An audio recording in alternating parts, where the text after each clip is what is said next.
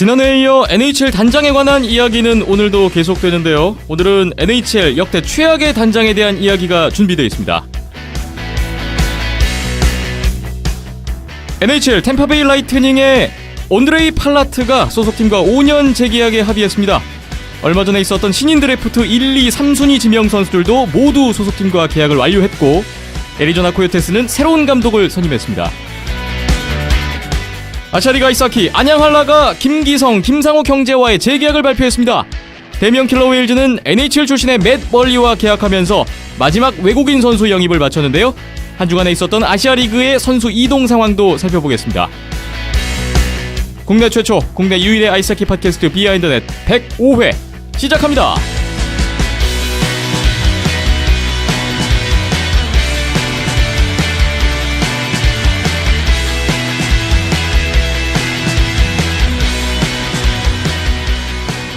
비하인드넷 105회 시작해봤습니다. 오늘은 7월 19일 수요일 오후에 녹음이 진행되고 있습니다.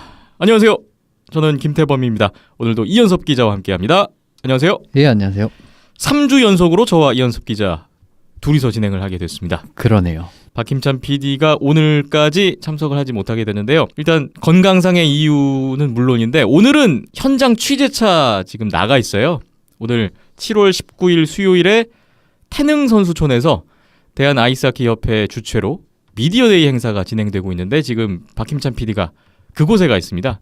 그래서 그곳에서 오늘 그 남녀 대표팀에 관한 이야기, 또 평창 올림픽 어떻게 준비하고 있는지에 대한 미디어데이가 있다고 하는데요.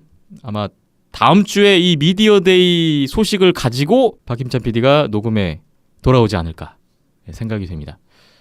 건강은 많이 좋아졌다고 하고요.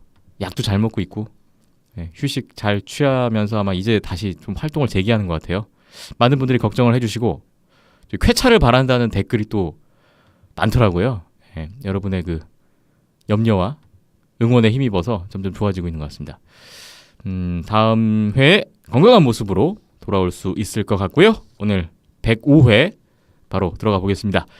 여러분의 댓글 먼저 오늘도 볼게요. 팟빵 보겠습니다. 팟빵 스코야님인데요. 잘 들었어요. 이청현 선수는 우찌 되려나요? 한국 복귀를 예상하게 되는데 일단은 북미에서 계속 도전인가요? 소식 있으면 알려주세요 하셨습니다.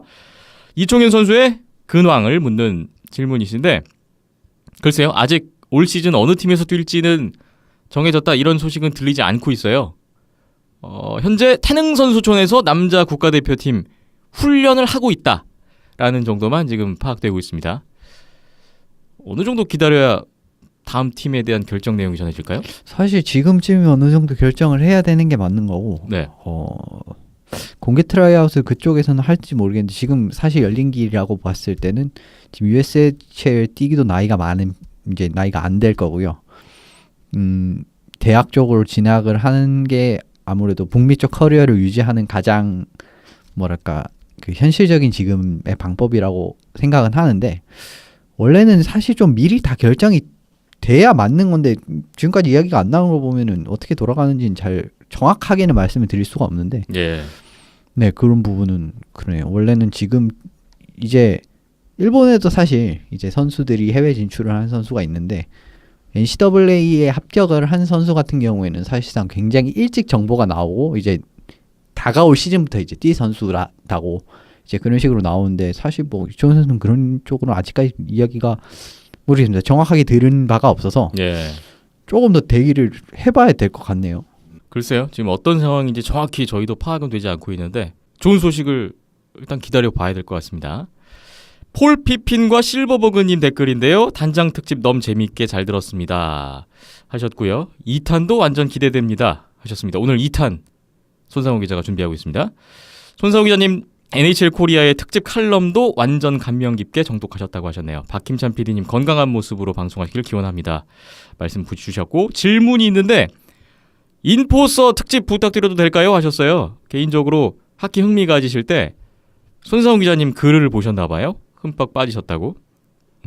그리고 요즘 인포서 선수들 선수 생활 후에 괴로운 나날을 보낸다는 소식을 접한 적이 있다고 하셨고 인포서에 대해서 어떻게 생각하시는지 생각이 궁금하다고 하셨네요. 인포서가 사실 이제 사실 아이스하키라는 종목 자체가 굉장히 격렬한 스포츠고 머리에 충격이 많이 가는 스포츠다 보니까 선수 생활 종류에 좀 고통을 호소한 선수들이 많은 걸로 알고 있습니다. 특히나 이제 그런 부분은 더 이제 싸움 이제 좀 뭐라고 해야 돼? 빙판에서의 그런 보안관이라고 해야 되나요? 싸움의 역할을 하는 좀 엠포서 선수들이 더 그런 경향이 심하고 실제로 이제 사망한 선수들도 몇 명이 있을 정도로 굉장히 심각한 문제가 대두돼 있는데 이런 부분은 계속 지금 뭐 플레이어 어소시에이션 쪽에서는 계속 이제 선수협 쪽에서는 이제 계속 이야기를 하는 걸로 알고 있습니다. 근데 정확하게는 이제 무슨 이제 앞으로 이제 그런 부분에 대한 좀 대비책을 마련해 달라 이런 식으로 하고 계속 이야기를 해서 대비책을 마련하겠죠. 이제 NFL도 사실 이제 이런 부분에서 좀 자유로울 수 없는 스포츠고 항상 요즘 NFL에서도 그 항상 이슈로 떠오르는 게 선수들의 은퇴하고 뇌진탕 문제, 뇌 문제 이런 게 나오기 때문에 이거는 사실 이 두 리그가 안고 가야 하는 문제인가 동시에 빨리 좀 조속하게 해결해야 되는 문제이기도 하죠. 그런데 또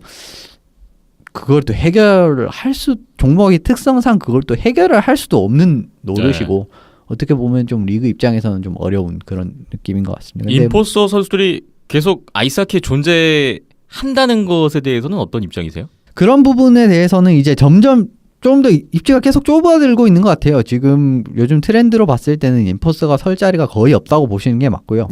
그래서 뭐 항상 근데 임포서 자체가 플레이오프 같이 좀 중요한 게 또 출장을 시키지도 않습니다. 팀 같은 경우. 왜냐하면 그 부분 좀 더 공격적이나 유틸리티가 있는 플레이어를 얻는 부분을 좀 더 효율적이기 때문인데 점점 설 자리가 줄어들고 있죠. 지금도 사실 옛날에는 거의 한 팀에 한 명씩 임포서가 거의 존재한다고 봤었는데 지금은 사실 없는 팀도 많거든요.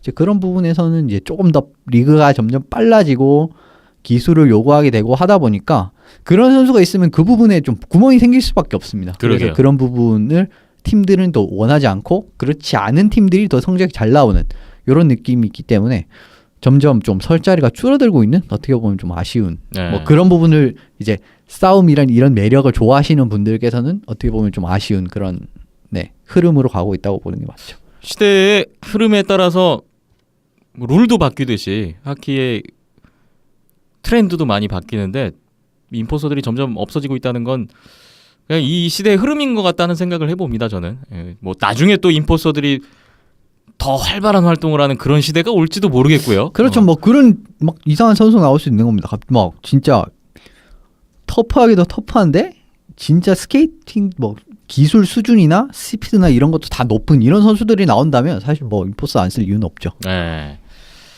자, 폴 피핀과 실버버그님의 댓글 보고 가고요. 크론발드님 댓글인데 헛 104회 듣고 깜짝 놀라셨대요. 김기성, 김상욱 선수들이 명단에 없었네요. 당연히 로스트에 있는 줄 알았는데 깜짝 놀라셨다고 힘찬 PD님 쾌유를 빕니다 하셨습니다. 김기성, 김상욱 선수가 안양알라 명단에 없다.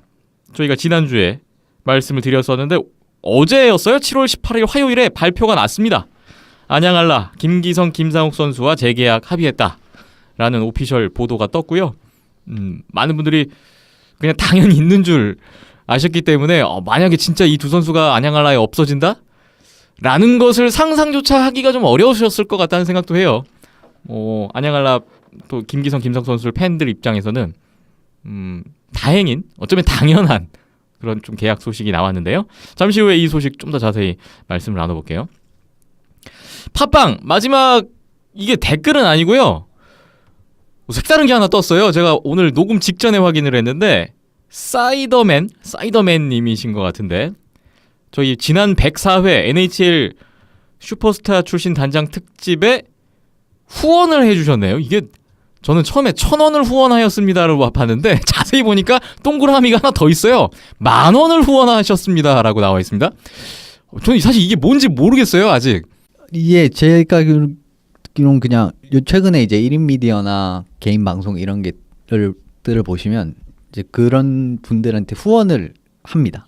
이제 그런 느낌으로 후원을 하신 것 같은데 그런 분 너무 제가 이제 정말 직접적인 대표는 아니지만 이제 그런 부분 정말 저희 입장에서는 감사하다라고밖에 표현할 수 없을 것 같습니다.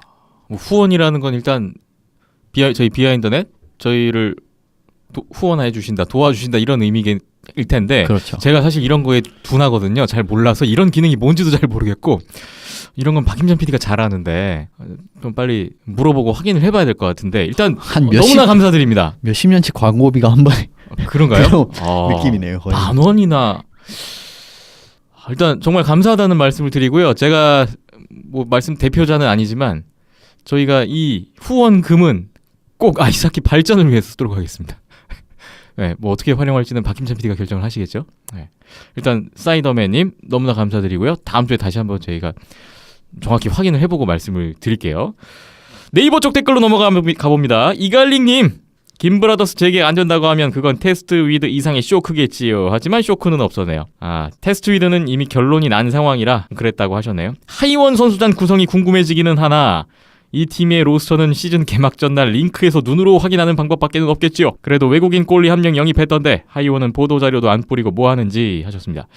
테스트 위드에 대한 반응을 다시 한번 주셨고 테스트 위드도 소식이 떴어요. 7월 17일 월요일이었는데요. 본인의 SNS에 선수 본인이 안양할라 구단 그리고 안양할라 팬분들에 대한 감사 메시지를 남겼고요. 거기에 하이원에서의 새 출발 각오까지 본인의 SNS에 남기면서 테스트 위드가 하이원에 가는구나.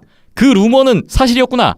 라는 게 입증됐습니다. 이게 뭐 가는 게 확정이 됐고 앞으로 이제 마이크 2명 있지 않습니까? 그 팀에 이제 스위프트. 그렇죠. 그 두 선수들이 아무래도 공개가 물꼬를 잘 터줘야 이제 하이원이 어느 정도 올해 성적이 좀 크게 좌지우지 될 것 같기도 합니다. 지금 하이원이 전력 누출 자체가 많기 때문에 그런 부분에서 좀 확인을 해야 될 것 같네요. 네.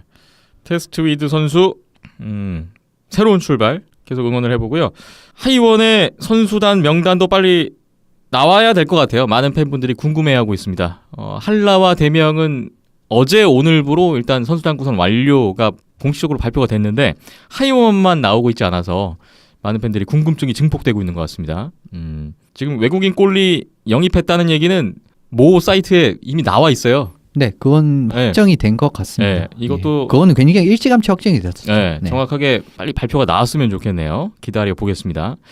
이갈리님 그리고 또 댓글에 레드윙스의 19번, 에버랜치의 19번 영향력에 대해서 에버랜치의 19번이 간지는 더 나았다. 이런 말씀 주셨고요. 저희 단장 특집에 대한 감상평을 남겨주셨네요.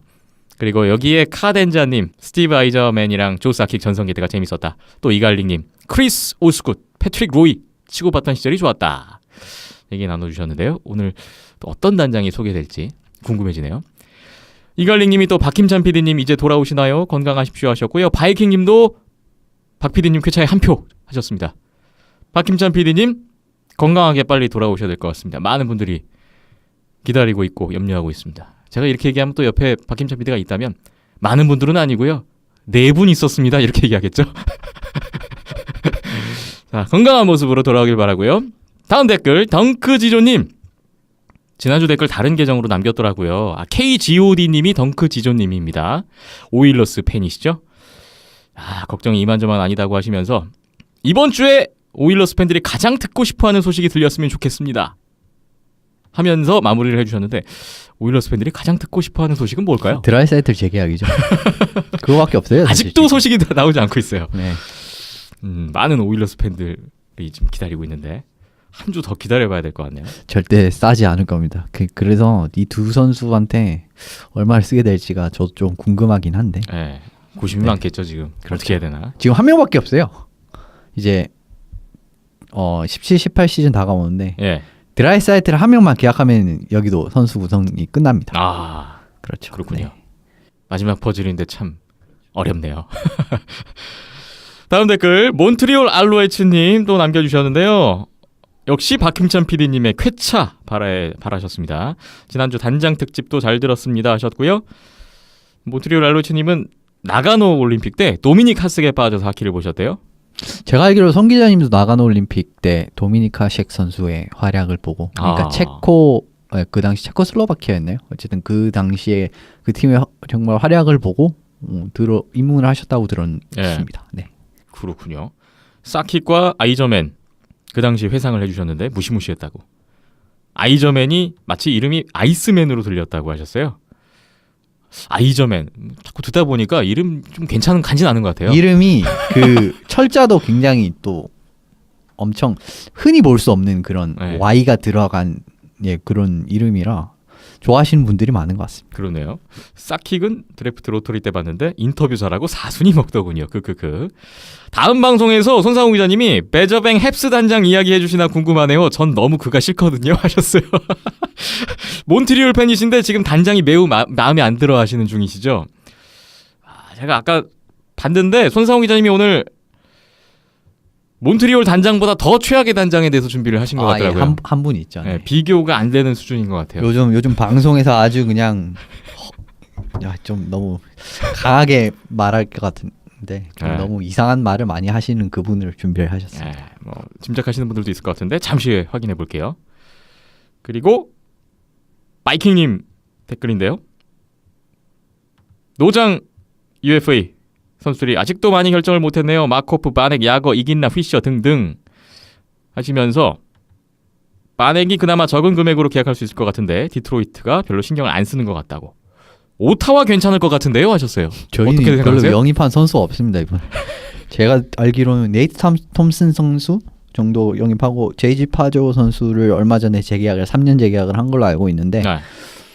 네이트 톰슨 선수 같은 경우에는 저도 옛날에 좀 옛날 그 템파베이 있을 때부터 좀 많이 봤던 선수인데 이 선수가 체킹 라인 센터인데 페이스오프도 잘하고 수비력도 괜찮은 선수입니다. 근데 이 선수가 예전에 기부시에 감독이 있을 때 같이 있었어요. 선수였어요. 그런 기부시에 감독이 좀 자기 색깔에 맞는 선수들을 많이 데려왔습니다. 예. 이번 톰슨도 그런 예시라고 할 수가 있고 작년에 딱 부임하면서 데려온 탐파이엇 같은 선수가 아주 대표적인 선수거든요. 탐파이엇 선수 같은 경우 작년에 NLA 그러니까 스위스 리그에 뛰었던 선수인데 기부시 감독이 이제 NHL 감독하기 전 그러니까 오타 감독하기 전에 NLA에 있었다는 걸 생각을 해보면 그때부터 데려올 생각이 있었던 거죠. 이제 그런 선수들이 많기 때문에 뭐 네이트 톰슨 선수 정도 보강을 하고 그냥 그친 것 같습니다. 예. 바이킹님이 또 이어주신 말씀이 볼츠가 지금까지 쏠쏠하게 알차게 하는 것 같다고. 볼츠의 한 표 벌써 갑니다. 이렇게 마무리를 해주셨습니다. 예, 뭐 템파베이는 항상 저는 작년에도 스탬코스만 없었다면 충분히 플레이오프를 갔었고 내슈빌과 붙었을 것이다라고 생각을 하고 있지만 어쨌든 뭐 그렇게 이루어지지 않았는데 팀을 정말 잘 조립하고 있는 것 같아요. 별로 이제 오버페이라고 하죠. 이제 그런 것도 거의 없고 네. 팀 구성 같은 거 이제 셀러리 캡 유동성이나 이런 측면에서도 완벽한 것 같고 이번에 게리슨 준 거는 정말 그것도 이제 그러니까 확장 드래프트 때 제이슨 게리슨을 내주면서 이런저런 픽을 줬는데 별로 그렇게 그것도 큰 손해가 아니었어요. 그리고 제이슨 게리슨 선수의 이제 셀러리를 덜어냈기 때문에 그런 부분도 굉장히 잘했고 이 담장은 확실히 능력이 있는 것 같습니다. 그리고 그 공백을 어쨌든 메워야 되잖아요. 바이아웃 된 덴지라디 딱 데려오고 그 다음에 작년에 오타 침몰시켰던 큰 게임에 또 꽤 이제 존재감을 드러내는 스탠리컵도 4번이나 우승을 한 크리스 쿠니츠도 이번에 베테랑으로 딱 1년 영입을 했거든요. 네. 이런 거 보면은 확실히 이제 단장 아이저맨 잘한다. 단장이 정말 능력이 있고 유능한 단장이라는 걸 정말 여러 면에서 보여주는 것 같습니다. 그리고 젊은 선수들도 여기 좋은 선수들 굉장히 많아요. 야니 굴드, 미래까지 그렇죠. 기대가 돼요. 브레이든 포인트도 정말 작년에 잘했고 제이크 도친 정말 이 선수를 별로 주목 안 하시는 분이 있는데 이 선수가 작년에 빅토르 헤드만 선수랑 같이 뛰었습니다. 그러니까 1라인 디펜스를 정말 같이 뛴 선수라 이렇게 팀 운영을 잘할 수 있나 하는 걸 매번 보면서 느끼는 것 같아요. 그렇네요. 볼츠, 템파베이 라이트닝 계속 기대가 됩니다. 마지막 댓글로 볼 텐데요. 몬트리올 알로에츠님 댓글이에요. 몬트리올 캐네디언스 시즌권 신청에 대한 얘기인데 굉장히 신청하고 오래 걸리나 봐요. 10년 이상 기다려야 된다고요? 지금 신청을 해도? 시즌 티켓? 야, 대기 순위, 등록 비용 $200, 연간 등록 유지비 $39 뭐 등등 해서 비용도 많이 들고 시간도 오래 걸리는데 아마 하실 건가 봐요. 바이킹 님이 잘 몰라서 그러는데 시즌 티켓 구입이 그렇게 어려운가요? 하셨고요. 또 거기에 대해서 설명을 해주셨네요. 몬트리올 알로에츠 님이. 시즌 티켓, 싱글 티켓 이렇게 나뉘어서 저도 이게 이렇게 어렵나 시즌권 구입이 이렇게 어렵나? 그런 생각을 똑같이 했거든요. 정말 인기 구단인 경우에는 정말 사고 싶어도 살 수가 없는 그런 팀들도 많은 걸로 알고 있습니다. 그리고 이제 그리고 시즌 티켓을 구매해서 그 자체를 또 사교적인 활동으로 쓰는 이런 분들도 있기 때문에 사교. 왜냐하면은 사실 이제 LA 레이커스 같은 경우를 굉장히 대표적으로 말씀을 드릴 수가 있는데 네. LA 레이커스 이제 고급 시즌 티켓을 갖고 있는 사람들은 전부 그 지역에서 그 해당 분야에서 엄청 잘 나가는 사람들. 지금 몬트리올 알러지민 댓글에도 있는데 비즈니스에도 티켓이 필요하다. 그렇죠. 이런 얘기가 있어요. 예, 그런 식으로도 필요하고. 네. 그러니까 거기 좋아서 보러 온 사람들이 막 다들 이제 뭐 그러니까 직업이 굉장히 다양할 거 아닙니까? 네. 근데 굉장히 그런 분야에서 다 상류층이고 잘 살고 엄청난 사람들이 많이 온다. 이래서 뭐 그런 글도 많이 봤던 것 같아요. 그래서 어쨌든 인기팀, 북미 스포츠에서 인기팀에 대한 그 시즌 티켓은 정말 뭐 사고 싶어도 살 수가 없는 게 너무 많죠. 뭐 옛날에도 그린베이 패커스는 막 그런 우스갯소리도 있었으니까요. 막 태어나면은 애를 시즌 티켓 그 등록 그 엔트리에 바로 넣는다고.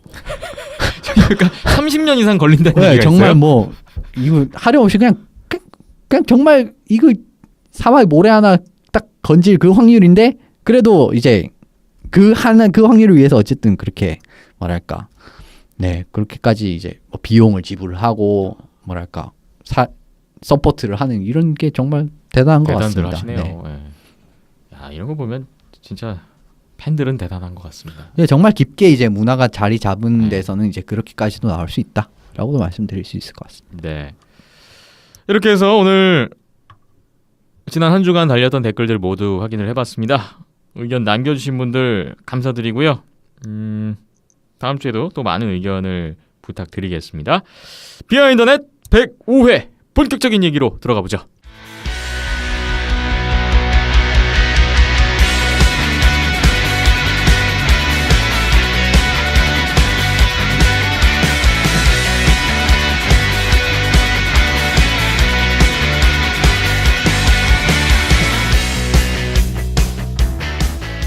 캐나다 밴쿠버 손상호 기자 연결해서 오늘 NHL 단장에 대한 또 하나의 특별한 이야기 나눠보겠습니다. 손상호 기자님 안녕하세요.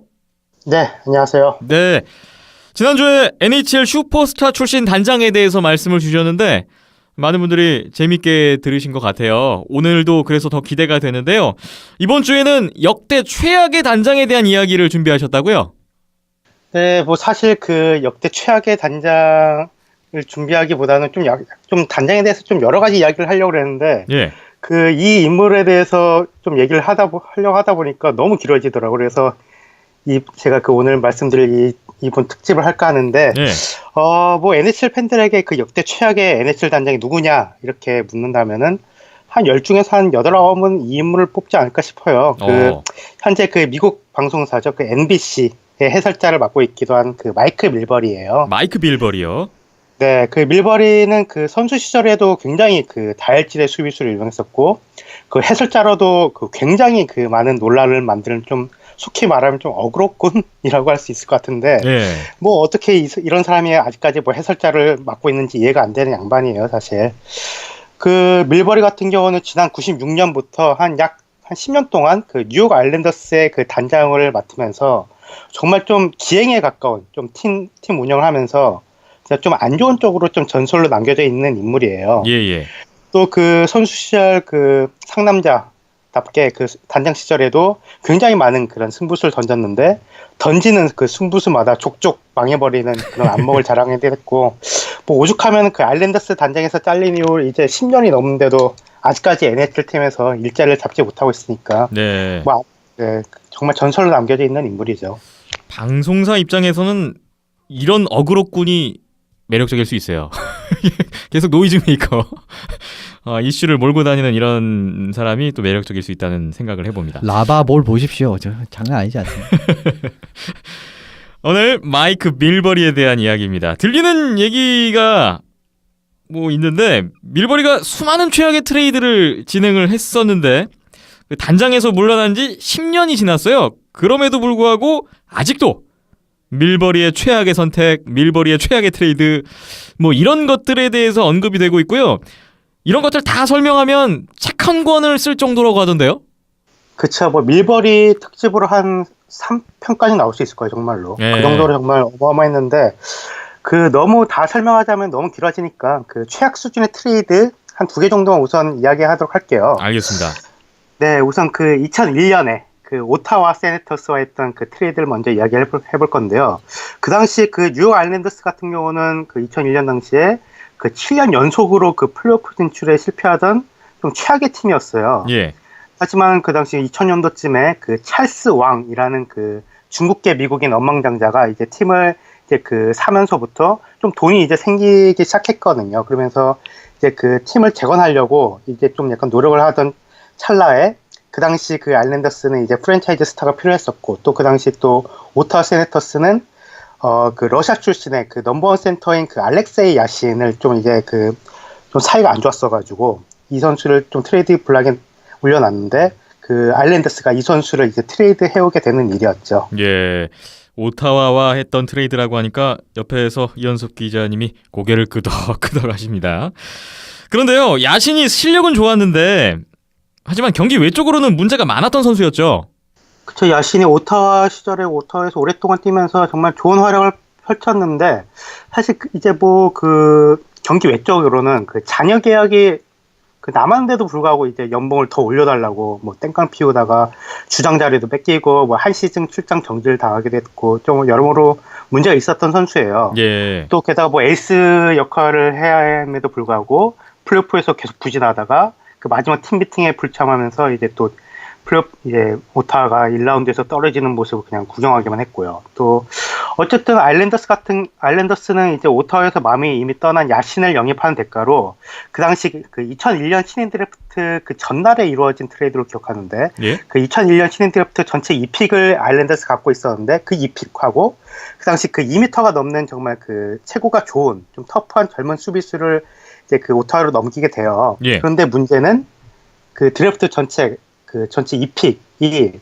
훗날에 이제 10년 넘게 그 오타와의 인라인 센터를 맡았던 제이슨 스페자가 됐고 또 다른 또 넘어갔었던 그 젊은 수비수 2m가 넘는 그 장신 수비수는 또 훗날 NHL 최고의 수비수가 되는 지덴요 차라가 되었다는 점이었죠. 결국은 아일랜더스가 그때 나중에 이제 훗날 인라인 센터를 맡아줄 스페자 거기에 최고 수비수로 성장을 하게 되는 차라까지 포기를 하게 된 건데 그럼 그 트레이드의 대가였던 야신의 활약은 어땠나요? 네, 이제 야신이 이제 아일랜더스로 오자마자 그 밀버리 단장은 정말 그 당시로서는 정말 경악스러운 10년, 90밀리언 달러라는 그 당시 NHL 최고액의 장기 계약을 맺었어요. 예. 뭐 사실 야신이 아일랜더스에 오고 나서부터 인라인 센터로서 그렇게 아주 크게 나쁘지 않은 활약을 하긴 했어요. 예. 하지만 뭐 오타와 시절에 비하면은 뭐 성적도 뭐 좀 낮아서 좀 내리막을 탔었고 특히 또 플레이오프에서도 활약을 하지 못하면서 그 알렉세이 야신은 그 아일랜더스를 플레이오프 2라운드 이상 단 한 번도 이끌지 못했었죠. 네네. 이렇게 그 받는 돈에 비해서 몸값은 전혀 하지 못했고 또 부상까지 좀 나중에 좀 이제 생기면서 결국 그 계약 5년 만에 그 바이아웃을 당하면서 NHL을 떠나게 됐죠. 그래서 이제 그 야신의 그 10년 90밀리언 이 계약은 아직까지도 NHL 역사상 최악의 계약 중 하나로 꼽히고 있어요. 방금 말씀 주신 그 트레이드 또 계약 이것만으로도 충분히 최악의 선택으로 꼽히는데 그것보다 더한 최악이 또 있다면서요? 네, 그랬죠. 이 이야기는 2000년 신인 드래프트로 넘어가게 됐는데 예. 그 당시 아일랜더스는 그 드래프트 로토를 통해서 그 전체 1번 지명권을 좀 행운으로 얻었어요. 근데 그 당시 2000년 신인 드래프트에는 그 1번 픽으로 유력했던 선수가 그 캐나다 출신의 그 데니 히틀리 그리고 또 그 슬로바키아 그 출신의 그 메리언 게보릭이 있었는데 예. 그러나 그 밀버리 단장은 그 당시 이 두 선수가 좀 유력했음에도 불구하고 1픽으로 좀 그 어떤 한 선수한테 꽂히게 됐는데 그 당시 좀 자신감이 넘치고 또 성격도 좀 어떻게 보면 좀 시원시원하고 또 외모도 괜찮았고 또 밀버리 단장하고 또 약간 또 비슷한 그 미국 뉴 잉글랜드 쪽 출신의 어떤 골리에게 완전 꽂히게 돼요. 밀버리 단장이 바로 그 릭 디피에트로라는 골이었는데요. 하지만 그 당시 아일랜더스 같은 경우는 그 당시 케빈 윅스라는 젊은 주전골리하고 또 불과 3년 전에 그 전체 그 4픽으로 뽑았었던 어떤 좀 젊은 그 골리 그 로베르토 루옹고라는 유망주가 골문을 지키고 있었기 때문에 굳이 DPH가 필요가 없었어요. 네. 그런데 그 드래프트를 앞두고 밀버리 단장은 이 그 원래 골문 지키고 있었던 케빈 윅스 그리고 또 루옹고를 차례대로 이제 좀 팔아 넘기기 시작하더니 기어코 그 디피에트로를 전체 1번 지명권으로 지명하게 됩니다. 예. 이로써 디피에트로는 그 NHL 신인 드래프트 역사상 두 번째로 그 전체 1번 픽으로 꼽히는 골리가 됐었고요. 또 그의 그 다음으로 히틀리아 게보릭은 2번, 3번 픽으로 지명받았고 뭐 그 다음 이야기는 뭐 다들 아시겠지만은 뭐 히틀리는 뭐 NHL 스타로 자리 잡았고 뭐 게보릭 역시 그 신생팀 미네소타의 간판 스타로 자리 잡으면서 뭐 NHL 올스타급의 그 좋은 활약을 둘 다 펼쳤었죠. 릭 디피에트로에게 뭐에 그렇게 꽂혔을까? 궁금해지네요. 히틀리나 게보릭을 뽑지 못한 것도 최악의 결과가 되고 말았는데 또 나중에 NHL 최고의 골리 중 한 명이 된 루옹고까지 보냈다는 거. 상황이 더 심각했습니다. 그렇다면 루옹고를 판 대가는 어떻게 되나요? 뭐 루옹고만 팔았어도 괜찮았을 텐데 또 웃긴 게 또 한 3년 전쯤 그 전체 3순위 출신이었던 그 공격수 올리 요키닌이라는 공격수까지 묶어가지고 플로리다로 보냈어요. 그러면서 받아온 선수가 그 마크 페리시하고 올레그 크바샤라는 공격수였어요. 예. 네, 사실 그 페리시하고 크바샤 이 선수는 나름 아일랜더스에서 나름 괜찮은 공격 활약을 하긴 했어요. 하지만은 이제 또 플로리다로 넘어간 그 루옹고 같은 경우는 NHL 최고의 골리로 성장했고 뭐 아직까지도 NHL 팀에서 주전 골리 역할을 하고 있는 정말 대단한 선수가 됐고요.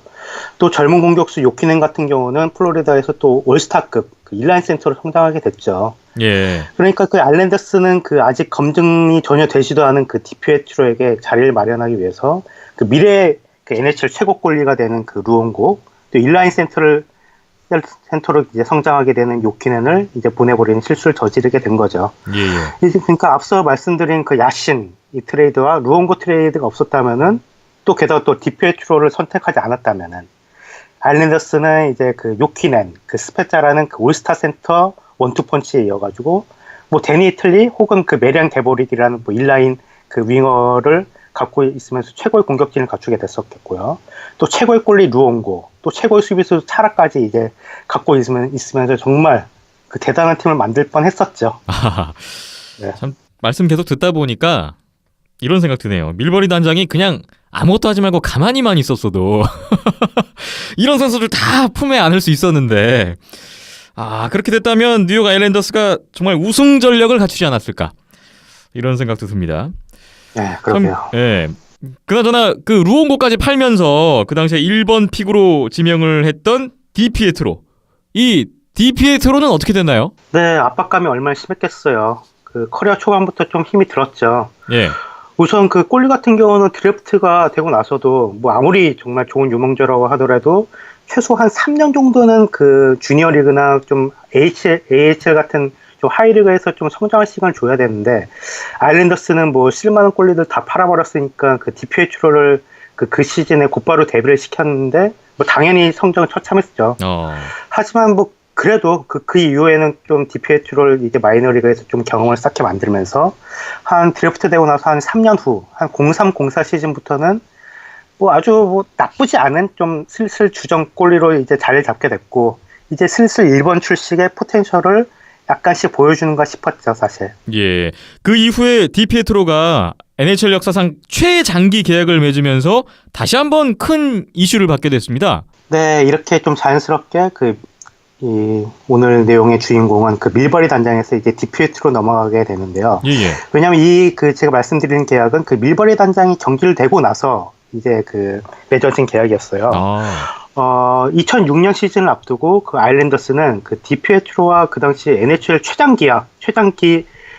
그 장기 계약을 맺게 되는데 바로 그 15년 계약을 15년이요? 와. 네, 15년 계약을 맺으면서 진짜 NHL 팬들을 정말 그야말로 충격에 빠뜨리게 되죠. 예. 사실 이 계약이 정말 말도 안 되는 계약인 이유가 우선 디피에트로가 그 당시 2006년 당시에 주전권리로서 활약했던 거는 고작 2년밖에 없었고 뭐 성적도 좋게 봐줘야 한 NHL에서 한 중간급 골리 정도였거든요. 예. 게다가 뭐 골리라는 포지션이 아무리 좀 좋은 유망주라고 하더라도 워낙 뭐 부상이나 멘탈적인 변수가 워낙 많은 포지션이기 때문에 뭐 몇 시즌 잘하다가도 뭐 다음 시즌 곧바로 망해버릴 수 있는 포지션이 골리잖아요. 근데 이런 골리에게 15년 계약은 정말 말도 안 되는 거죠, 정말. 15년 계약 정말 놀랍습니다. 저희가 요즘에 계속 계약 소식 말씀드리면서 8년도 앞이 보이지 않는다고 얘기를 했는데 캐리 프라이스 얼마 전에 8년 계약 맺은 것 갖고도 여러 가지 얘기 나오고 있거든요. 근데 15년. 와, 아직 검증도 확실히 되지 않은 선수한테 15년 계약을 했어요. 대단합니다.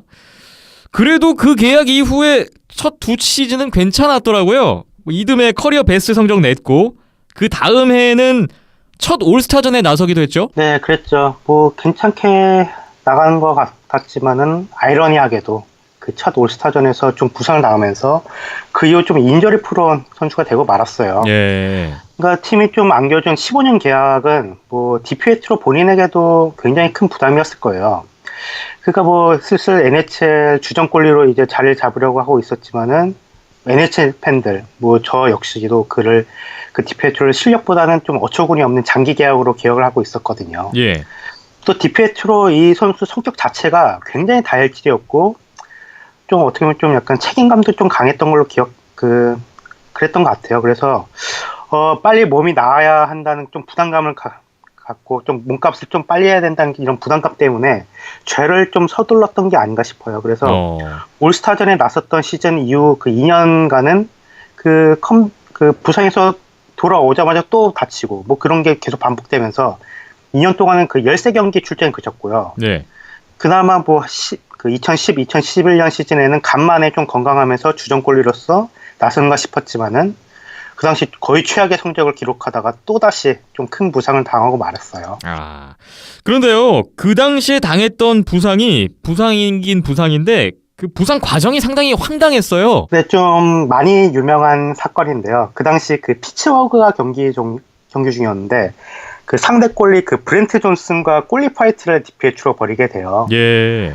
디피에트로도 다혈질로 유명했지만 그 상대 선수인 그 브렌트 존슨도 굉장히 그 어린 시절부터 굉장히 그 다혈질 골리로 유명한 선수였는데 어쨌든 싸움이 시작하자마자 이 브렌트 존슨이 그 원펀치로 디피에트로를 KO를 시킨 거예요. 그러니까 그 싸움이 시작한 지 한 3초 만에 벌어지게 된 일인데 그러니까 오죽하면 그 KO 시킨 존슨도 너무 당황해하는 모습이었고 디피에트로는 넘어지자마자 좀 얼굴 감싸면서 라커룸을 향하게 되는데 어쨌든 이 싸움으로 디피에트로는 또다시 그 부상을 당했고 이 장면이 사실상 디피에트로 그 선수 커리어의 사실상 마지막 장면이자 그 디피에트로 커리어의 하이라이트 장면이 아닌가 싶어요. 네. 이제 그 이후 2시즌 동안 그 디피에트로는 그 총 11경기를 뛰는데 그쳤고 그나마 좀 나오는 경기에서도 거의 정말 최악의 모습을 보여주다가 결국 2013년에 그 15년 계약에 그 반도 채우지 못하고 바이아웃 되면서 NHL 커리어를 좀 씁쓸하게 마치게 됐죠. 예. 결국 이 디피에트로는 그 15년 계약을 맺은 이후 그 아일랜더스에서 주전권리로 활약했던 시즌은 딱 2시즌밖에 없었어요.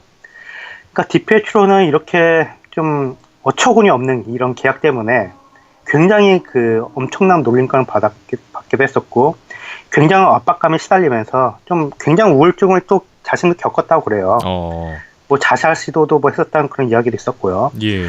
뭐 그나마 지금 좀 본인의 이런 좀 말빨을 살려가지고 스포츠 라디오 쇼를 진행하면서 제2의 삶을 살고 있긴 하지만은 좀 이런 어처구니 없는 이런 15년 계약 때문에 좀 유망한 어린 선수가 일찌감치 이렇게 커리어를 마감한 게 된 것 같아서 좀 많이 안타까워요. 결국은 밀버리 단장 그리고 뉴욕 아일랜더스 구단의 어떤 잘못된 선택 때문에 팀도 망가지고 유망했던 한 선수도 빛을 보지 못하게 된 결과라고 할 수 있겠네요. 네, 그렇죠. 뭐 밀버리 단장을 정말 최악의 단장이라고 얘기하긴 하지만은 뭐 본인 역시도 그 밀버리 단장 본인 능력 역시도 좀 미천하긴 했지만 사실 그 상사도 잘못 만났던 것 같아요. 예. 왜냐하면 그 아일랜더스의 그 찰스 왕이라는 회장이 이 양반이 그 하키에 대해 잘 알지도 못하는데도 워낙 그 무대포 성격이었고 그 팀 운영에 정말 다 이제 하려고 하니까 본인이 원하는 대로 팀을 움직이려고 좀 지시했던 걸 유명했어요. 예. 그러니까 뭐 밀버리 단장 좀 단지 꼭두각시에 불과했다는 그런 이야기도 있었고요. 그러니까 뭐 얼마나 이 찰스 왕 회장이 학회 문의하면은 이기적으로 유명한 선수한테 10년 계약을 안겨주고 또 아직 검증이 되지 않은 꼴리에게 15년 계약을 퍼주라고 지시한 것만 해도 왕 회장이 얼마나 하키를 모르는지 알 수 있죠. 예. 심지어 왕 회장 같은 경우는 밀버리 단장에게 스모 선수를 스카우트 해가지고 꼴리로 영입하라는 이런 좀 진짜 말도 안 되는 그런 좀 지시도 했다니까 어처구니가 없죠 정말. 스모 선수가 골문에 있다. 이채로운 그림이 나오네요. 그 때문인지요. 밀버리 단장이 팀을 떠났는데도 그 이후에도 지금 10년이 넘었는데 아일랜더스가 여전히 암울한 팀으로 남겨져 있어요. 네, 그렇죠. 밀버리 단장이 지난 2006년 6월에 경질되고 나서 그 당시 닐 스미스라는 단장이 새로 임명됐지만은 이분은 그래도 좀 약간 깨어 있었던 분인가 봐요. 그래서 꼭두각시 역할을 하지 않겠다 이렇게 하자 진짜 임명된 지 한 달 만에 경질되는 좀 어이없는 해프닝도 있었죠. 그러고 나서 닐 스미스 단장의 후임 단장이 다름이 아니라 그 당시 아일랜더스의 백업 골이었던 가스 스노우였어요. 예.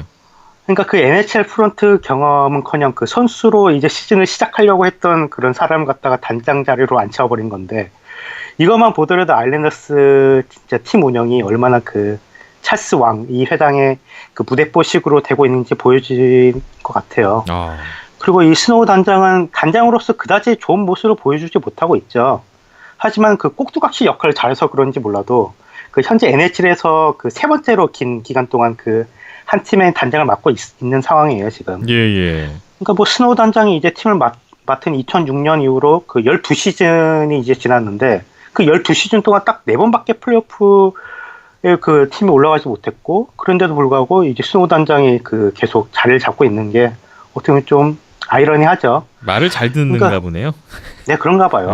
예. 지금도 아일랜더스는 정말 좀 노답 프랜차이즈죠. 뉴욕이라는 세계 최대 도시를 연고지로 두고도 NHL에서 거의 최하위권 관중동원을 기록하고 있고 또 얼마 전에 또 홈 링크장이었던 바클레이 센터에서도 쫓겨난 상황이에요. 그래서 이제 링크장을 좀 찾아야 되는 상황인데 한때 80년대 초반 4년 연속 우승이라는 역사를 만들기도 했던 이런 아일랜더스 팀이 어떻게 보면 좀 지금 좀 많이 좀 바보 취급을 받는 것 같아서 좀 안타까워요. 네. 그러니까 뭐 프랜차이즈 최고 선수인 이제 존 타바레스도 이제 다음 시즌 이 FA가 되는데 재계약 가능성이 또 그다지 밝아 보이지 않거든요. 그러니까 이런 걸 보면은 좀 밀버리 단장은 뭐 최악의 단장이었다기보다는 아일랜더스라는 프랜차이즈 자체가 또 최악의 구단이 아닌가 그런 생각도 드네요. 네. 오늘 마이크 밀버리 단장 그리고 릭 디피에트로 꼴리 얘기로 이어지면서 뉴욕 아일랜더스의 암흑기, 왜 뉴욕 아일랜더스가 지금 이런 길을 걷고 있는지 뭐 그런 얘기까지 귀결이 되는 스토리였던 것 같습니다. 찰스 왕 회장이 물러나야 뭐가 좀 변화가 생기지 않을까 이런 생각을 저는 해보게 되는데 그럴 기미는 안 보이나요? 지금은 메이저 오너에서 약간 지금 좀 지분을 좀 팔아가지고 약간 좀 파트 오너로 남아있긴 하지만 그래도 좀 입김을 계속 불고 있나 봐요 계속. 예, 그렇군요. 네, 그래서 그런지 스노우 단장이 계속 팀을 맡고 있는 거 보니까 또 그런 것 같네요. 네. 뉴욕 아일랜더스 팬 여러분이 또 이 방송을 듣고 계실지도 모르겠는데 위로의 말씀을 드리면서 뭐 언젠간 좋은 날이 오지 않을까요? 또 기다려 봐야 될 것 같네요. 오늘 지난주에 이어서 손상호 기자님이 NHL 단장에 관한 또 재미난 이야기를 들려주셨습니다. 이제 2탄까지 했는데 혹시 3탄은 없으세요? 3탄까지 하면은 너무 길어질 것 같아가지고 또 다음 주에는 좀 약간 다른 내용으로 찾아뵙도록 하겠습니다. 알겠습니다. 한 2주 동안의 단장에 대한 얘기 너무나 잘 들었고요. 오늘 말씀 또 감사드립니다. 다음 주에 새로운 얘기 또 기대를 해보면서 오늘은 이만 보내드릴게요. 손상호 기자님 한 주 잘 보내시고요. 다음 주에 뵙겠습니다. 고맙습니다. 네, 감사합니다.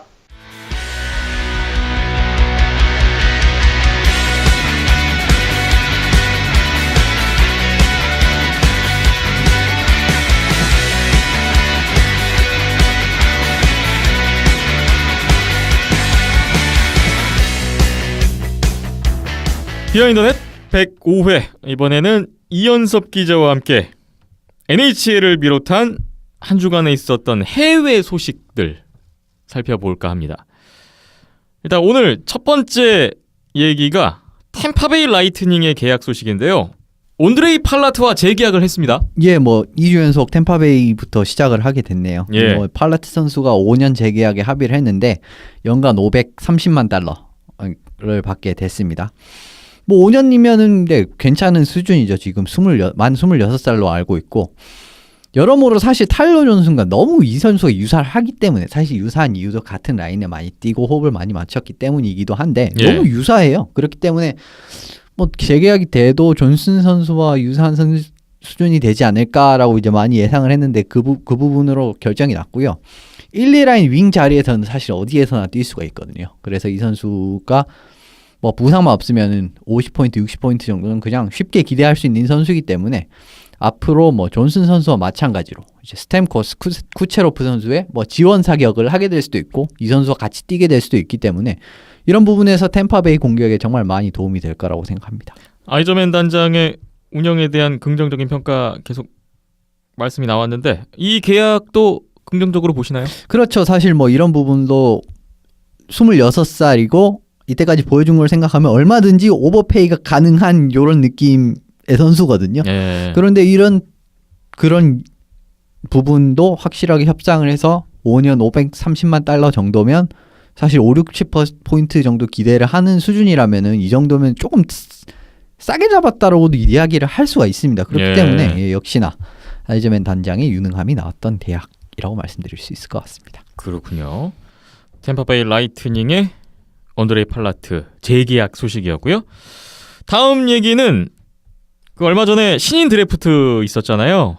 그때 1, 2, 3순위로 지명됐던 선수들 니코 이셔, 놀란 패트릭, 미로 헤스카이넨까지 이 세 명이 다 소속팀과 계약을 완료했다는 소식입니다. 그렇습니다. 뭐 이 세 명이 다 계약을 완료를 했고요. 뭐 예전에 말씀드린 바와 같이 엔트리 레벨 계약 ELC로 계약을 하게 됐습니다. 댈러스가 사실 지금 제일 급했던 것 같아요. 왜냐하면 이 선수가 수비수고 지금 수비 쪽에서 많이 비기 때문에 댈러스는 좀 이 선수가 적어도 AHL에서는 충분히 통할 선수다라고 생각을 한 것 같습니다. 지금 예. 17살이거든요. 미로 헤스카이넨. 그렇죠. 이제 시즌 들어갈 때 되면 18살이 될 텐데 뭐 그런 부분에서 왜 이런 걸 왜 알 수가 있냐면 사실 발전 캠프가 하기 전에 헤이스카넨 선수는 계약이 완료가 된 상태였습니다. 예. 그런 부분에서 이제 팀의 기대를 좀 알 수가 있을 것 같고 히시어 선수와 패트릭 선수 같은 경우에는 발전 캠프가 거의 끝난 직후에 계약이 딱 발표가 되면서 이 선수들이 이제 리그에 발을 디딜 준비를 마쳤다라고 할 수 있을 것 같네요. 예. 뭐 재미있는 점을 좀 말씀을 드리면은 요 세 선수가 ELC의 맥시멈 수준의 계약을 받았어요. 이제 히시어 선수 같은 경우에는 맥시멈, 이제 뭐 사이닝 보너스, 퍼포먼스 보너스를 거의 최고로 땡긴 걸 받았다는 말씀드립니다. 이제 이렇게 받았고 패트릭 선수는 거기서 60만 달러가 빠지는 수준이고요. 헤이스카넨 선수는 이제 총액으로 따졌을 때 말씀드리는 거예요. 예. 헤이스카넨 선수는 110만 달러가 빠지는 수준으로 이제 계약을 마쳤는데 이 정도면 굉장히 팀에서 기대가 커요. 큰 계약이라고 말씀드릴 수가 있을 것 같습니다. 뭐 어떻게 보면 진짜 당장 이제 NHL 레귤러로 쓰겠다는 생각일 수도 있는데 예. 제 생각에는 그게 안 된다고 하더라도 3년 내에서는 충분히 팀에서 한 자리를 차지하는 이런 뭐 데드보가 될 만한 선수들인 것 같습니다. 그리고 그 기대를 그대로 보여준 계약인 것 같네요. 최근 한 1, 2년에 비해서 임팩트가 떨어진다라는 평가를 받았던 올해 신인 드래프트 지명자들인데 일단 1, 2, 3순위 선수들 가장 기대가 되는 선수들이기 때문에 또 그에 걸맞는 계약이 된 것 같고요. 예, 조만간 볼 수 있기를 기대해 볼게요. 예, 그리고 이제 베이거스 골든 나이츠 같은 경우에도 1라운드에 지명했던 세 선수와 모두 ELC 계약을 엔트리 레벨 계약을 마쳤기 때문에 예. 근데 이 정도는 아니에요. 당연한 이야기지만 이 정도의 금액. 근데 사실 그렇게 많이 떨어지지도 않지 않습니까? 뭐 3순위와 6순위와 별 차이도 없잖아요. 예. 그런데도 생각을 해보면 이 선수들은 제가 기억하기로 총액이 거의 절반 수준으로 기억을 했거든요. 이제 각각의 선수들이 이제 앞 선수들과 비교를 했을 때는 그런 걸 봤을 때는 확실히 요 세 구단이 이 1, 2, 3순위 선수에게 기대감이 크다라고 말씀드릴 수 있을 것 같습니다. 그렇군요. 다음 소식 보겠습니다. 애리조나 코요테스가 새로운 감독을 선임했어요. 예, 사실 이제 지난번 감독 일 경지 이제 서로 이제 헤어진 이후에 둘이 이제 합의를 하고 갈라졌죠. 그 이후에 공석이었거든요, 감독 자리가. 예. 그런데 피츠버그의 코치였던 릭 토치시를 감독으로 앉히면서 시즌을 준비를 하네요. 릭 토칫 신임 감독입니다. 예, 2014년부터 이제 피츠버그의 코치로 부임을 했었죠. 그리고 두 차례 스탠리컵을 이룬 이런 충분한 업적을 이뤄낸 성과가 있고, 그 전에도 뭐 콜로라도에서 어시스턴트 코치한 경력이 있고 템파베이에서 감독을 한 경험도 있습니다. 예. 예. 그리고 피닉스, 이제 애리조나 카이오츠 이전인 피닉스 당시에도 제가 기억하기로는 웨인 그레츠키 감독이 있을 때 어시스턴트 코치로 1년 정도 같이 함께한 경력이 있는 걸로 알고 있습니다. 예. 피츠버그의 코치 경력이 가장 최근의 경력인데 피츠버그가 최근 우승도 2번 하고 이 DNA를 좀 끌어다 뭐 애리조나 쪽에 접목을 시키자는 이런 의도일 수도 있을 것 같은데요. 예, 그야말로 사실 근데 코치로서는 정말 확실한 커리어하지 않습니까? 뭐 콜로라도에서도 팀 성적이 나쁘지 않았고요. 그 다음에 피츠버그에서 2년 연속 스탠리컵, 이건 뭐 더할 나위 없는 커리어지 않습니까? 예. 그런데 좀 불안 요소가 있습니다. 뭐냐고 하면은 이 토치 씨가 9년 전에 템파베이 감독으로 부임했었던 당시에 이 두 시즌 동안 148경기, 148경기인가요? 예. 네, 그 경기에서 53승 69패 26연장패라는 거의 뭐 최악의 성적.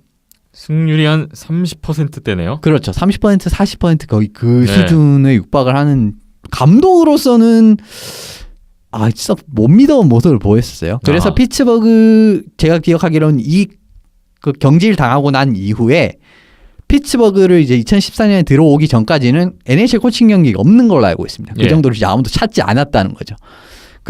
그런데 이런 부분이에요. 그러니까 감독이 됐을 때 이 분이 코치했을 때 역량을 그대로 보여줄 수 있는가라고 했을 때는 템파베이스는 그렇지 않았다는 겁니다. 예. 그런데 이제 피츠버그에서 어쨌든 3년의 경험에 2번의 스탠리컵이라는 이제 정말 좋은 커리어가 있지 않습니까? 이제 이번에는 감독으로도 좋은 모습을 보여줄 수 있을지, 이 부분이 좀 기대가 되네요.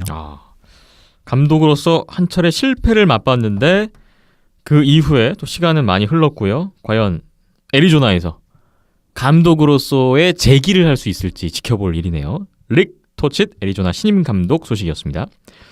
다음 소식은 어떤 소식인가요? 예, NHL 은퇴 선수들의 유럽행, 이거를 좀 말씀을 드리고 싶습니다. 예. 지금 이제 얼마 전에 NHL에서 7월에 돌연 은퇴를 선언한 선수가 한 명 있습니다. 이제 뉴욕 레인저스의 케빈 클라인 선수인데, 이 선수가 지금 은퇴한 지 얼마 되지 않아서 NLA, 그러니까 스위스 1부 리그로 가겠다는 소식이 나왔어요. 사실 이 선수가 레인저스에서 뛸 당시에 이제 레인저스가 이제 저도 예전에도 몇 번씩 계속 말씀을 드렸지만 수비 선수진이 점점 젊어지고 있고 세대 교체가 성공적으로 이루어지고 있다라고 말씀드리지 않았습니까? 예. 이런 상황과 맞춰서 이 선수가 설 자리가 조금씩 줄어들고는 있었어요. 그런데 이 선수가 내슈빌에서도 굉장히 괜찮은 커리어를 보냈었고 레인저스에도 나쁘지 않은 활약을 보여줬었거든요. 그래서 제 생각에는 이 선수가 그냥 바이아웃을 뭐 선택을 하든 해서 그냥 다른 NHL 팀으로도 갈 수 있을 만한 기량을 가졌는데 조금 아쉽다, 이런 생각을 하긴 했었습니다. 네. 그런데 이 선수가 은퇴를 하고 NLA로 갔습니다. 뭐 어떻게 보면은 가장 이제 최근에 이런 길을 선택한 선수, 뭐 파벨 다슈크 선수가 굉장히 대표적인 예시로 말씀을 드릴 수 있을 것 같은데, 2년 계약이 남은 상황에서 NHL 은퇴 선수하고 스카랑 계약을 했었죠. KHL로 넘어갔었죠. 예. 코왈추크 선수도 이거랑 굉장히 마찬가지인 러시아 상황입니다. 잔류. 그렇죠. 예. 그러니까 러시아 잔류도 그렇고 이전에, 그러니까 예. 조기 은퇴를 선언하고 계약이 남아 있음에도 불구하고 조기 은퇴를 선언하고 유럽 팀으로 넘어가는 이런 이게 흐름이 계속 좀 일반화가 계속 되고 있는 것 같아요. 그리고 이번에 이 선수는 조금 다른데 지금 제한적 FA이기 때문에 어쨌든 자유계약 선수이기 때문에 조금 다른 거지만, 뭐 브랜든 피리 선수도 NA를 간다는 소문이 있습니다. 예. 그런 걸 봤을 때는 이런 게 이제 앞으로 좀 경쟁에서 밀린 선수들의 새로운 선택지가 되는 건가라는 이런 흐름을 좀 지켜보셨으면 좋겠습니다. NHL에서 은퇴를 선언한 선수들이 유럽으로 간다라는 이 기류, 여러분 주목해 보시면 흥미로울 것 같아요. 다음 소식인데요.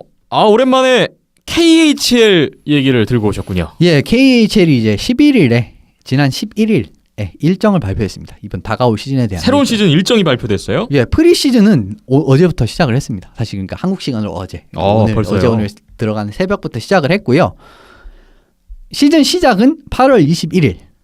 이제 캐나다래. 러시아 동부 명문인 스카와 체스카. 개막전이군요. 그렇죠. 이 두 팀의 개막전으로 정규 시즌 일정에 들어갑니다. 예. 올해는 올림픽이 낀 연도죠. 그렇기 때문에 지난 시즌보다 4경기가 줄어들었어요. 팀들이. 아니 팀별로 예. 4경기가 줄어든 60경기에서 56경기로 줄어들었습니다. 근데 예. 사실 이거는 KHL에 지금 빠진 팀이 2팀이 있는 걸로 알고 있습니다. 제가. 그렇기 때문에 이것도 어느 정도 영향이 있지만 어쨌든 좀 줄어든 약간 줄어든 단축 시즌이에요. 예. 그런 걸 말씀드릴 수 있을 것 같고, 그리고 지난 시즌보다 휴식기가 길어요. 당연한 말씀이지만 국제전 주간을 포함을 해가지고 국제전 주간이 뭐 마찬가지로 있습니다. 이번 11월에 한 번 있고요. 핀란드 스테이지 해서 한 번 있고 12월에 러시아 스테이지, 이게 아마 채널1 컵이 될 가능성이 크다라고 말씀드렸었죠. 예. 그때 한 번, 그리고 2월에 올림픽 있지 않습니까? 예. 이번에는 올림픽이 세 번째 브레이크가 되게 됩니다. 그래서 국제전 브레이크 3번을 갖고 더불어서 러시아 국가대표팀이 올림픽 데뷔를 해야 되지 않습니까? 그래서 1월 24일부터 2월 8일까지도 쉬어요. 그 부분도 있고, 그리고 그러니까 아스타나, 카자흐스탄이죠. 그쪽에서 또 하키스타스라는 이벤트를 하나 봅니다. 그래서 거기에서도 1월 12일부터 15일까지 쉬고요. 새해 맞이 휴식도 있어요. 항상 있는 12월 31일부터 1월 2일까지 이렇게 쉬고, 그리고 예전에 정말 아쉬운, 이제 이건 정말 안타까운 사건인데 로코모티브 팀이 차고 가던 비행기가 추락을 해서 전원 사망한 사건 있었죠. 저희 방송에서도 소개를 해드린 적이 있어요. 예, 9월 7일 이제 이걸 추모하기 위해서 하루를 쉬기 때문에 올해는 48일 동안의 휴식일입니다. 그러니까 한 달 반 넘게 하기가 없는 거죠. 이제 그런 부분은 러시아 팬분들 입장에서는 좀 아쉬운 부분이 될 것 같고요. 예, 어떻게 보면 올 시즌 이번 올림픽이 사실상 러시아 입장에서는 금메달을 딸 최적기인데 그 부분이 맞물린 좀 어쨌든 그 부분 좀 반영이 되어 있지 않습니까? 원래도 그렇지만 올림픽 데뷔기도 있고 국제전 주간도 있기 때문에 어떤 성적을 낼지도 좀 궁금한 부분이기도 합니다.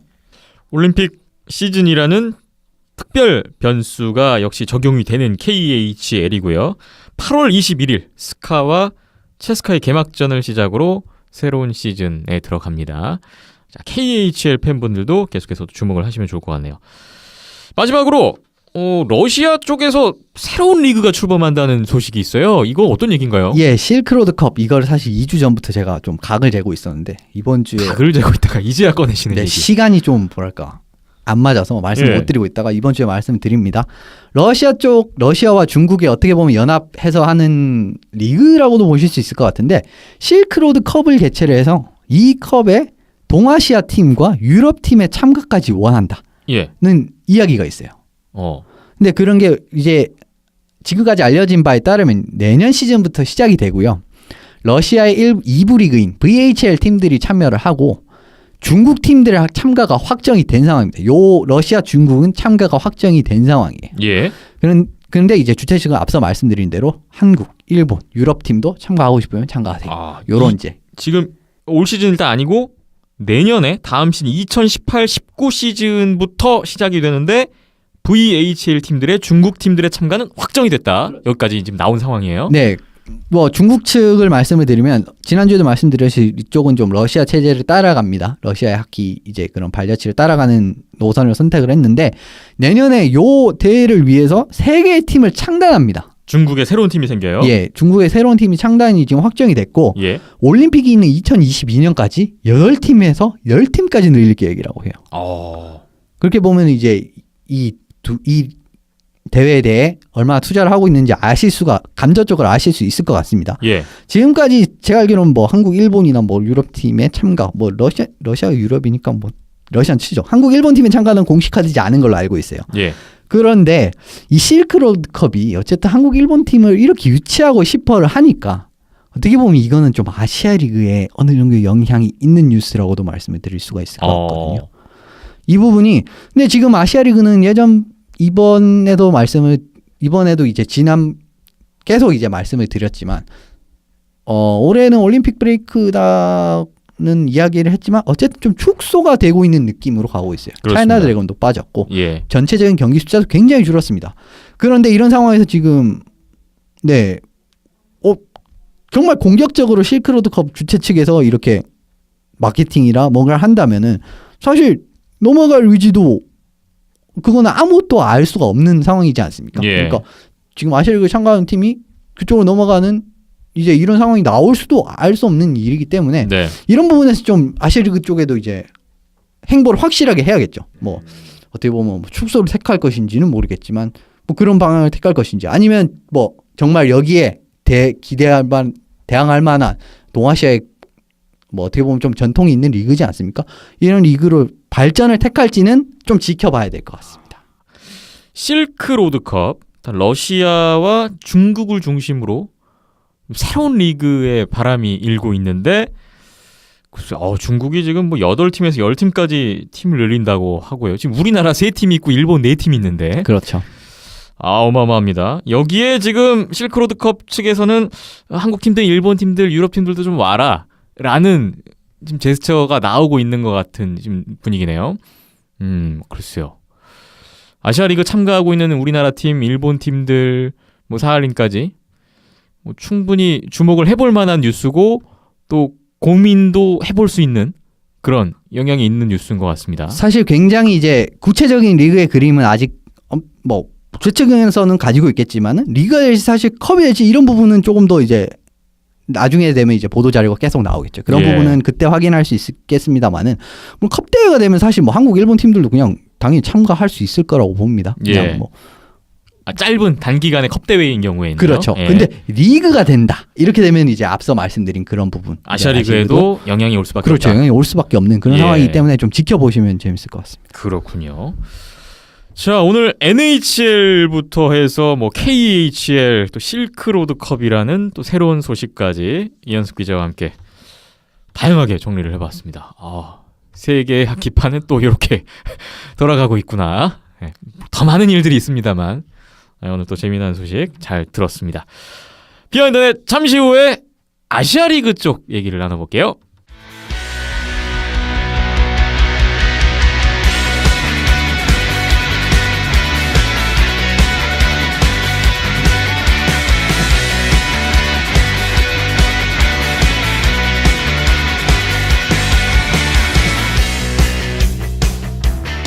네, 아시아리그 아이스하키 얘기입니다. 한 주 동안의 선수들의 계약 소식, 이동 소식이 전해졌던 아시아리그 어떤 일들이 있었는지 하나씩 보겠습니다. 먼저 안양 한라 어제였습니다. 7월 18일 화요일에 김기성, 김상옥 형제와의 재계약을 발표하면서 올 시즌 모든 선수와의 계약을 마쳤다는 소식이 전해졌습니다. 처음에 25명 명단이 공개됐을 때 마이크 테스트위도 없었고 거기에 더 사실 임팩트가 있었던 거는 김기성, 김상욱 선수가 없었다는 점이었어요. 이게 저는 사실 이 두 선수가 없이 어떻게 선수 명단이 발표됐지? 라는 의구심까지 들었던 기억이 있는데 뭐 역시나 이 두 선수는 안양한라 선수를 택했습니다. 팀을 만들 때 보통 이제 가장 큰 퍼즐을 가운데 놓고 거기다가 옆에 붙이는 이런 느낌이 되는데 김기성, 김상욱은 큰 그런 퍼즐, 요 조각이라고 할 수 있는 선수들이라고 할 수가 있는데 예. 이 선수들이 재계약이 빠르게 진행이 되지 않아서 좀 불안함도 없지 않아 있습니다만 어쨌든 어제 재계약이 발표가 됐고요. 예, 이 두 선수는 지금 뭐 형제가 거의 최고의 모습을 보여준다고 해도 과언이 아닙니다. 이제 아시아리그 레벨에서는요. 예.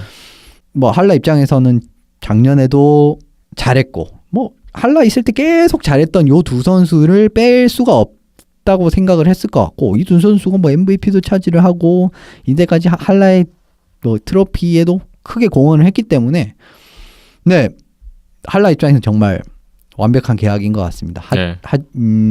지난주에도 말씀드렸듯이 지금 한라가 어쨌든 간에 신상훈, 안진희 선수의 공백을 있을 수밖에 없어요. 예. 근데 이 선수의 공백을 김기성, 김상호까지 나가게 된 혹시나 재계약이 불발이 되게 된다면은 너무 크게 다가올 수 있었던 거거든요. 그렇죠. 그런데 네, 이 부분은 어쨌든 지금 앞서 말씀 두 선수는 군 입대 때문에 어쩔 수가 없는 선택이고 어떻게 보면은 전력 손실은 어떻게 보면 최소화했다고 말씀드릴 수 있을 것 같습니다. 예. 네. 김기성, 김상욱 두 선수 모두 지금 뭐 쭉 걸어온 길, 앞으로 걸어갈 길은 거의 안양 한라의 최고의 프랜차이즈 스타로 가고 있는 것 같아요. 뭐 김기성 선수 안양 한라 선수로서 통산 득점 포인트까지 라돈스키에 이어서 다 2위의 기록을 갖고 있고 지난 시즌에도 팀 내 가장 많은 골을 터뜨린 선수가 김기성 선수였고요. 또 마지막에 그 우승을 결정짓는 골든골도 김기성 선수의 몫이었습니다.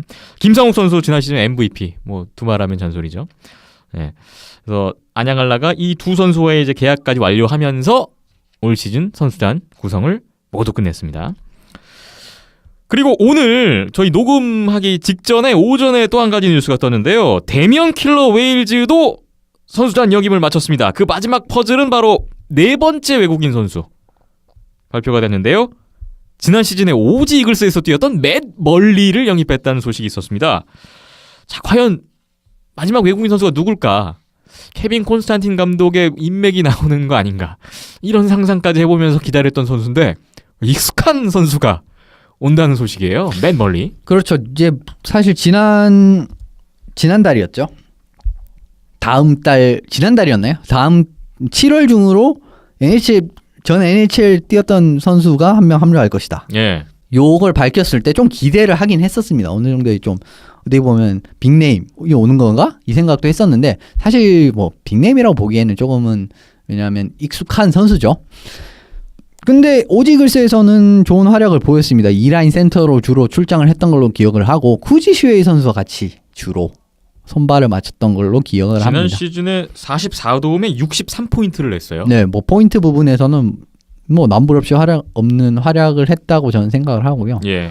플레이메이킹 센터라고도 말씀을 드릴 수 있을 것 같은데 이 선수가 사실 브레파넴 선수와도 좀 잘 어울릴 것 같은 생각이 들어요. 그 부분은 이제 좀 뚜껑이 열려봐야 알 수 있는 거긴 합니다만 제가 봤을 때는 좀 이 두 선수가 같이 호흡을 맞추지 않을까라는 생각을 했고요. 예. 1, 2라인 센터가 이렇게 되면 사실상 지금 1, 2라인 외국인 센터를 1, 2라인으로 쓴다고 가정을 했을 때는 나왔어요. 이제 뭐 에스터클릿, 벌리 이렇게 나왔는데 뭐 제 생각에는 이제 이번 시즌이 단축 시즌이기도 하고 그리고 작년에 오지에서 보여줬던 활약을 생각을 하면은 대명 입장에서 많이 도움이 될 것 같습니다. 예.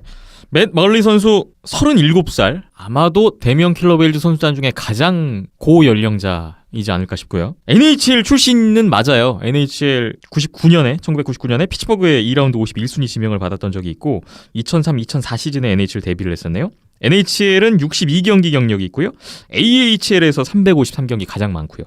뭐 KHL, 스위스의 NLA, 스웨덴 SHL, 독일 DEL까지 두루두루 경험을 하고 지금 아시아 리그 2년 차를 맡게 된 맷 멀리 선수입니다. 이게 뭐 선수 커리어로 봤을 때는 굉장히 뛰어난 선수라고 할 수 있을 것 같습니다. 네. 많은 분들이 대면 킬러 웨일즈의 새로운 시즌에 대한 모습에 대해서 많이 기대감이 커지고 있는 것 같습니다. 지난 시즌과는 확연히 다른 행보를 보이고 있는 대면 킬러 웨일즈 어떤 모습일지 궁금해지네요. 이렇게 해서 안양 한라와 대면 킬러 웨일즈 모두 선수단 구성을 마쳤고 이제 하이원의 뚜껑만 열리면 될 것 같습니다. 네, 뭐 지금 하이원이 공식적인 발표는 좀 기다리고 있지만 예. 이 테스트 선수 같은 경우에는 본인이 직접 이야기를 했고 네. 어느 정도는 지금 어쨌든 나온 것 같습니다. 로스터는 지금 다 구성이 됐을 거고요. 이제 공식 발표만 기다리면 될 것 같은데 과연 네. 공식 발표를 할 것인지 참고로 궁금하네요. 대면 킬러 웨일즈는 지난 시즌에 비해서 외국인 선수가 1명 늘어서 4명까지 보유가 가능하고요. 기존의 나머지 팀들은 3명에서 2명으로 축소가 된 시즌이고요. 올 시즌은 하이원 같은 경우는 외국인 선수 3명까지 보유가 가능하다고 합니다. 그 3명은 과연 누구일지 일단 타일러 브레이클러는 떠났습니다. 네. 결과 기다려보겠습니다. 네. 그리고 다른 팀들 얘기가 전해졌는데요.